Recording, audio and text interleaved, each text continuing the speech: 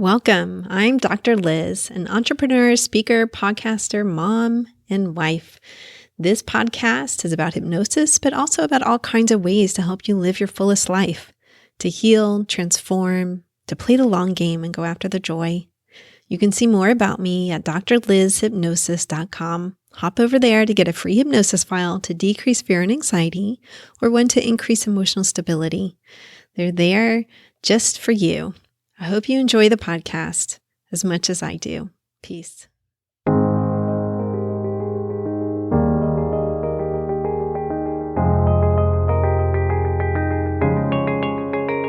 Hey everyone, Dr. Liz here.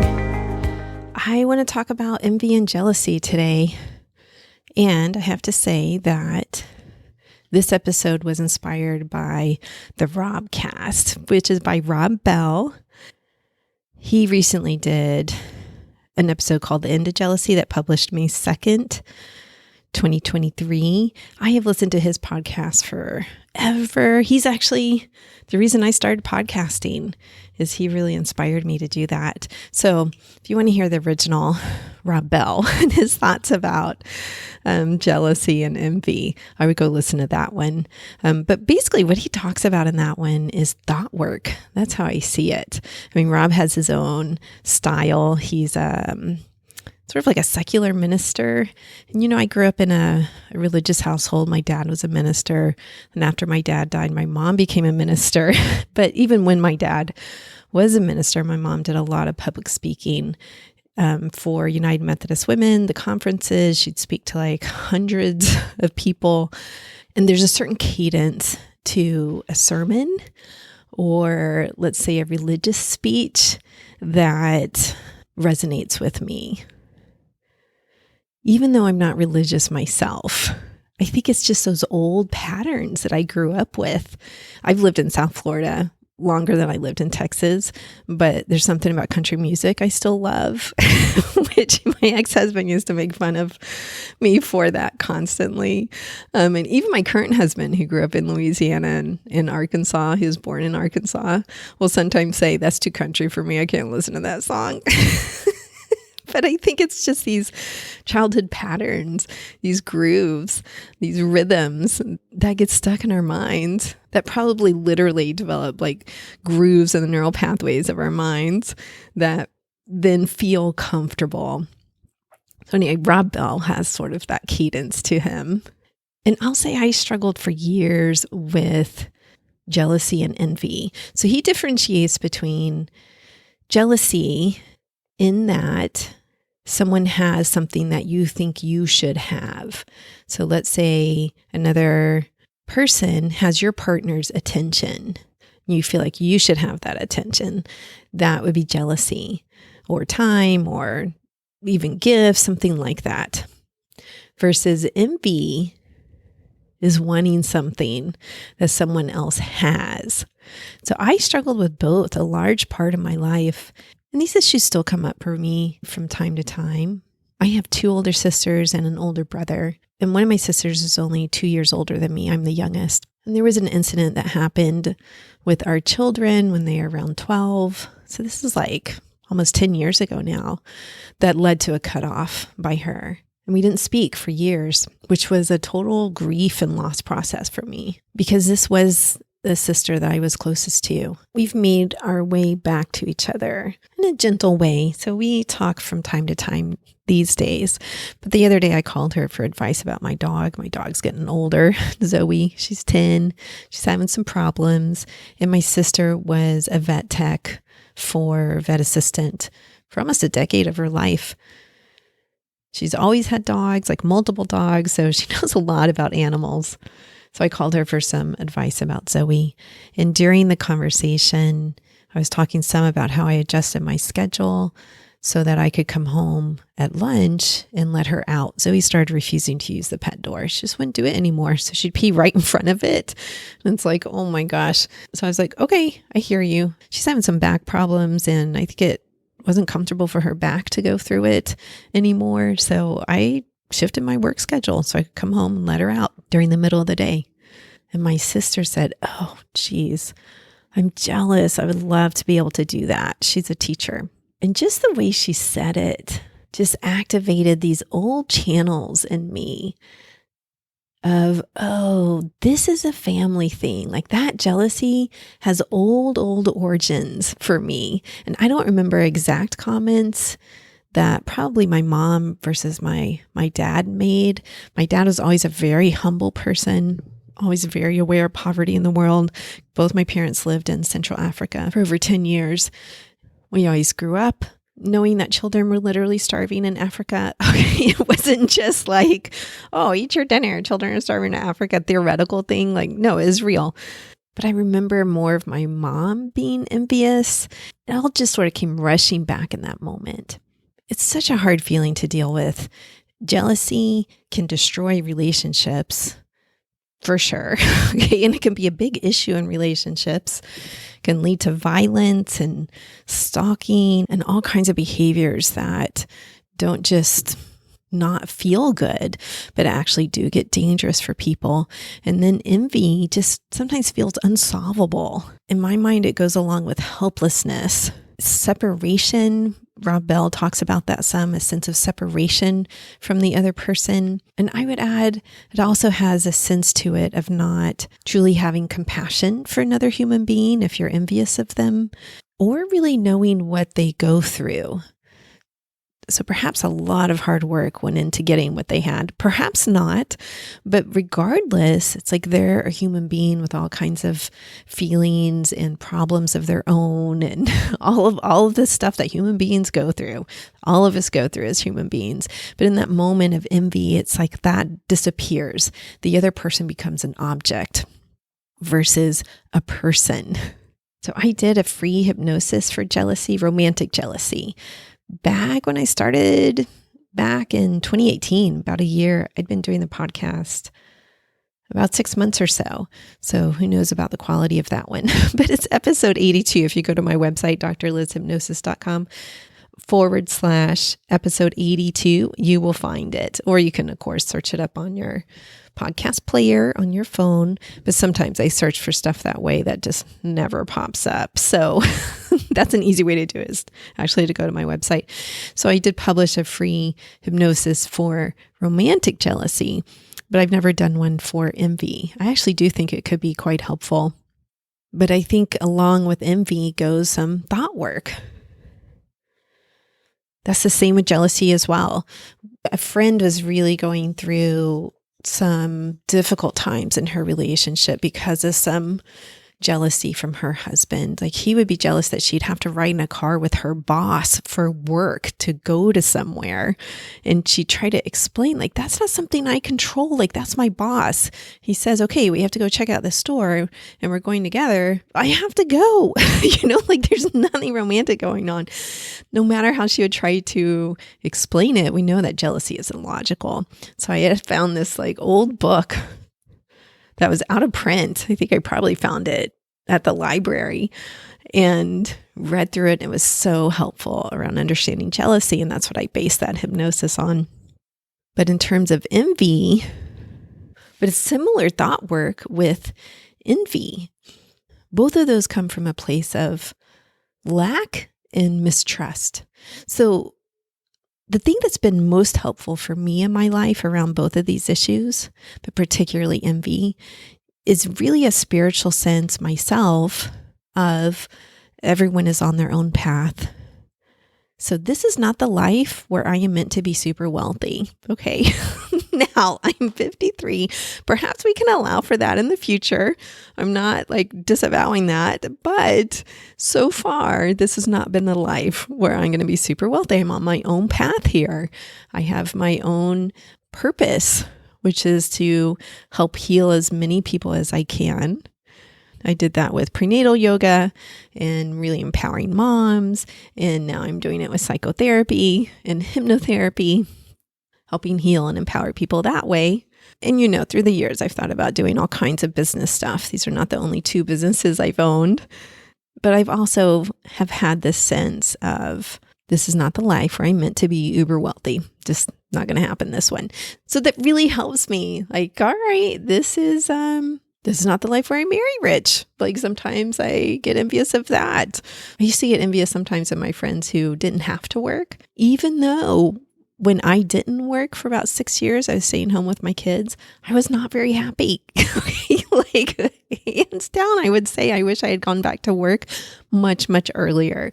I would have been happier. I would have been a better mom during those years, like all kinds of benefits. When the pandemic hit and work really slowed down as everybody tried to figure out what to do, it was another reminder to me that work gives my life so much meaning. And I actually love working and helping people. So sometimes I remind myself of that. If I get envious of someone who's never had to work their whole life, it's like, that carries with it some other stuff. But anyway, regardless, not my path. That's theirs. So that one has really helped me.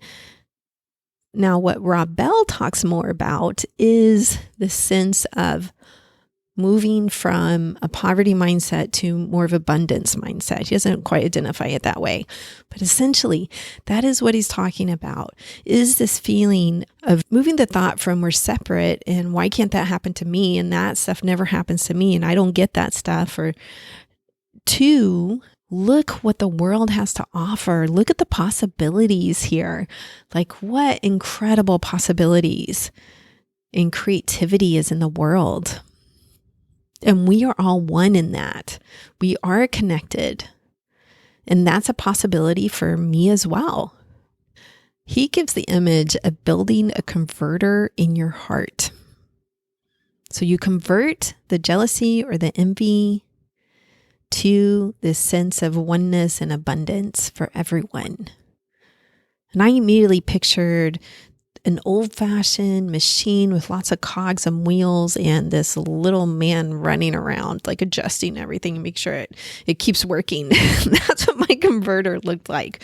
You can build a converter too, but essentially he's saying, let's build a converter to transform the thoughts, to convert the thoughts from jealousy, envy, from the stories that we tell ourselves to better stories, better thoughts, to something that feels more expansive versus restrictive. Like restrictive is, I don't ever get something like that, and that's not mine, and I want that, and I'll never have it, to, wow, look at all the wonderful things that people get in this world and the opportunities for that. Now, I understand the struggle with this concept because I'm sitting there listening to him talk about this and think, I don't know about that. I don't think I'm ever going to have a yacht. I don't even want a yacht. I don't like boats. Okay, like I get seasick, but it's just an example. But then, of course, he talks just about that. Like that is a limiting thought. But what I would say is let's not take that thought literally. Okay, it's a literal thought. I'm never going to have a yacht. That's a literal thought. If we take it out of literal into the world of thought work, spirituality, heart, soul, then we can let it become expansive and inclusive. Like what a wonderful planet we live on, that someone who wants a boat or a yacht can have it. Like what a miracle thing to go out onto the water with all the technology they have today and the comfort. I live in South Florida where people have boats everywhere. You want a boat, you can pretty much get a boat. You can even be part of boat clubs where you like share boats, you don't even have to own a boat, but you can feel like you have a boat. So the literal part is like, oh, I will never have that. The expansive part is, wow, look at the possibilities for people. Like that's not my spiritual path, but that's someone else's spiritual path. And when I've read about this in books about past lives, future lives, all the timelines, okay, then that begins to give me comfort. Like there's all kinds of reasons we're living the lives we're living. Now, if you don't believe that, that's totally fine. The more practical it is going to help you. Like there's a lot of work that goes into getting some things that people have. I used to really dream of, let's say, owning a much bigger company. And at one point I was expanding my prenatal yoga business, and this was a business I had won awards for, very successful. And I consulted with a franchise expert. He was a numbers guy because he provided financing to companies that were franchising. So he could look at a spreadsheet and know exactly what that company is doing in like under a minute. And he looked at my numbers and he said, "This is incredible. You have an incredible model because your overhead is so low." And he's like, "You can absolutely expand this. I wouldn't do a franchise. This is the model I would offer you." He had more of like a restaurant model where you have locations in different areas, but you have a general manager that oversees that area. Anyway, my point was that I was expanding this business, but I really discovered I did not enjoy managing people and managing multiple locations. It was really stressful. Now, I could have said, all right, I'm going to hang in here and get to a certain level where I don't have to do that. I could hire someone else to manage all these people. But I knew how much work would go into getting to that level. We're talking years of work here. And I just was unwilling to do that at the time. My kids are still little. I was newly divorced. Like, there were several factors that went into this decision. And when you know a lot of entrepreneurs, you do gain a much more refined sense of how much they work until you really learn to set better boundaries. You can work 24/7. You can work at all times. Now, I mentioned this because occasionally I will have this, let's call it a seed of envy, come up for other successful businesses that I see. And then that seed will just be crushed, let's say, when I come back to my own story. Like, I know how much work that is. I'm not willing to do that work. That's not something that gave me joy. And this has been written more about in the literature since that decision that I made many years ago, about how big is not always better. It brings with it its own stress. Many business owners choose to stay smaller. I'm one of those. But occasionally that seed of envy will, boom, pop right up. It's like pushing through the soil, or it makes itself known a little bit. And I have to just pluck it out like a weed. Like, nope, that doesn't belong here. I'm on my own path here. Remind yourself of your own path and what you're willing to do as well. Now, let me give the disclaimer here. I probably should have done this at the beginning. That this is a very American perspective of you work hard, you get rich. That's it. If you want to boil it down to like two phrases, work hard, get rich, which is not the case all over the world. So I do feel privileged to have choice here in my country. Not all countries do. Not all areas do. I do clinical evaluations for people seeking waivers in the U.S. to get their legal documentation, which then eventually leads to citizenship. So I hear perspectives from people around the world, and I'll often ask, well, why did you want to come to the U.S.? And they'll say, because of the opportunities here, you can work hard and make a good life for yourself. Whereas in their country, that's really not a possibility. You get stuck in a path, you get stuck in a way, there's no way to advance. I had a neighbor who was originally from France, and I love France. I was born in Paris. It's my favorite country to visit. But he told me once, in France, you can't decide at 35 that you want to be a lawyer and go back to law school and do it. He's like, no, you have a critical period of time in like your teens where it's decided what path you're going to be on. And that is the path you have to take. So like, is the education free? Yes, it's free for the path you're on, but it's not like you can just change that path because you're unhappy with that career and go back. So he was explaining some of the educational differences, really. And he preferred to live outside of France, which I always find fascinating. It's like, oh my God, why would you want to live out of France? We're all trying to move to France, or Europe. A lot of the US is trying to move to Europe for all the like healthcare benefits and retirement benefits and all of that. But he had a higher value of freedom He liked the freedom to be able to do something he wanted to do, to change careers, to change jobs. Like that was a higher value driving him, which leads me back to the point of be aware of your own stories that you're telling yourself when you get envious. The story is usually incomplete. It'd be easy for me to be envious of my neighbor, but the story's incomplete. I'm seeing one part of the story, not him as a person and his own personal experience and his own values around what he wants for his own life. So when envy pops out, look at the stories you're telling yourself. Rip that weed out.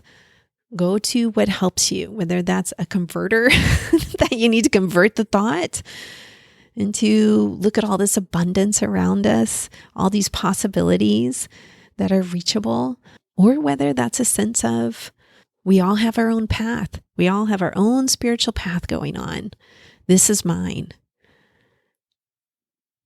Or a sense of looking at your own values of what am I willing to do to create the life I want? What's important to me right now? And how does everything line up with that? How do all the choices I'm making line up with that? So all of those will help me come out of envy. All right, people. I hope this episode makes sense to you. I hope it is helpful to someone else who has struggled with envy. And I hope you're healthy and safe. Peace.